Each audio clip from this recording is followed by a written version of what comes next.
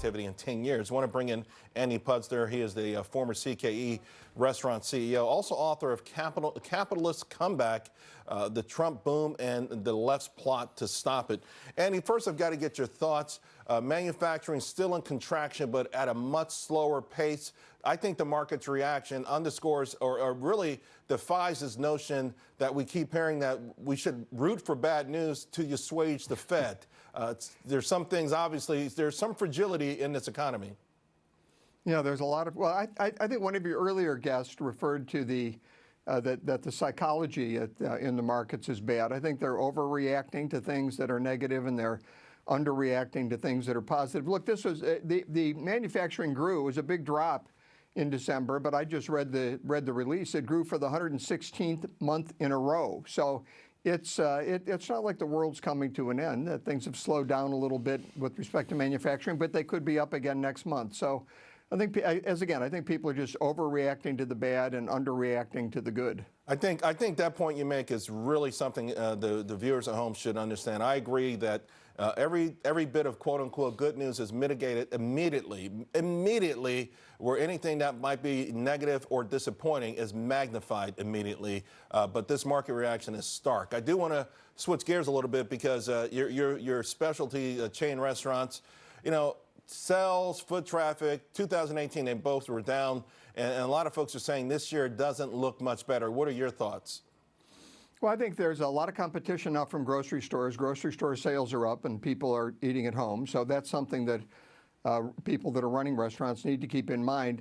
And secondly, people need to adjust to the new economy. It's much like in retail. You know, Sears is failing, but Walmart's doing great. Kmart's failing, but Target's doing great. That's because Walmart and Target adjusted to the new economy. We've got, it used to be if you ran a fast food restaurant, you had an advantage with a drive-through because a soccer mom coming home from a soccer game could stop and pick up some food and drive home, and it was very convenient. Now, maybe it's not as convenient because she could call Uber Eats and you can choose from, 40 different restaurants and it's delivered to your door and you don't even have to sign for it. That Uber uses your credit card, just like when you go with an Uber driver. So the convenience element is changing. Brands that pick up on that are going to be more successful than brands that don't. You see brands like Chick-fil-A doing very well, In-N-Out, Shake Shack, these kind of niche brands that aren't these big, larger brands that have been associated with traditional restaurant service. And millennials react differently to that. There's a lot, the world's changing, and restaurants need to react just like other industries. Yeah, we started the show talking about Chipotle trying to take advantage of the different crazes with the different diets that are out there. To your point, McDonald's has continuously reinvented itself. On the other end of all of this, it was the ADP number. I want to ask you about that since you point out this capitalistic boom that we're seeing and its impact. We'll see what the government number is tomorrow, but ADP, 271,000 jobs. By the way, 37,000 in construction, 33,000 in transportation. Those are good jobs where you don't need a college degree. Professional business, 66,000. It's across the board, and it's pretty good.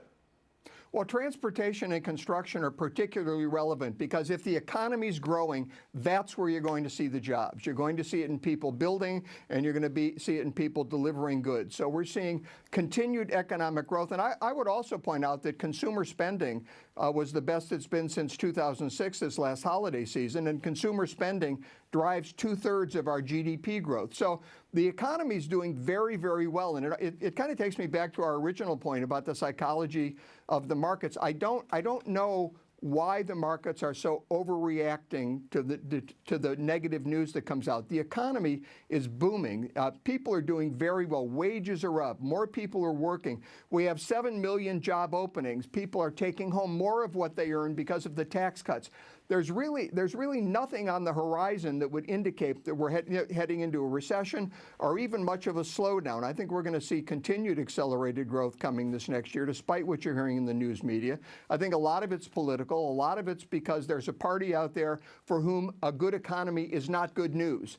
And that party happens to control a lot of the news media, so they're having an impact. I think we really are having a very dynamic economy, and it can and will continue. The American people should be patient. I also think, though, Annie, you can tell me your thoughts, that President Trump is upsetting the status quo. In other words, a lot of very wealthy entities and people have made billions and billions of dollars off the way things are now. And when they say cheap supply chain, they're just talking about cheap labor. Now, we can discuss why is that labor so much cheaper, and is it even fair to the people who may be in some sweatshop somewhere putting together these products? But, you know, there's some major forces out there that perhaps control trillions of dollars and have immense power that just don't want things to change. Well, I think that's exactly right. The benefits of this economic recovery, unlike the entire Obama era, where the upper 10 or 15% of American earners, the people with the most wealth, benefited. In the Trump boom, in this Trump economy, it's blue-collar workers that are benefiting. It's working-class Americans. In fact, for the first time in decades, it's harder to find blue-collar employees than it is to find white-collar employees. So we're really seeing a change. And that's being bared out in the data. Last month, non-supervisory workers made more money, faster pace of a wage increase than their supervisors in 4 years. Hey, Andy, thank you. We could go on forever, Thank but you, Charles. we got to wrap this segment. Thanks a lot. Appreciate All right, it. thanks. All right, folks, the market's under a tremendous amount of pressure again.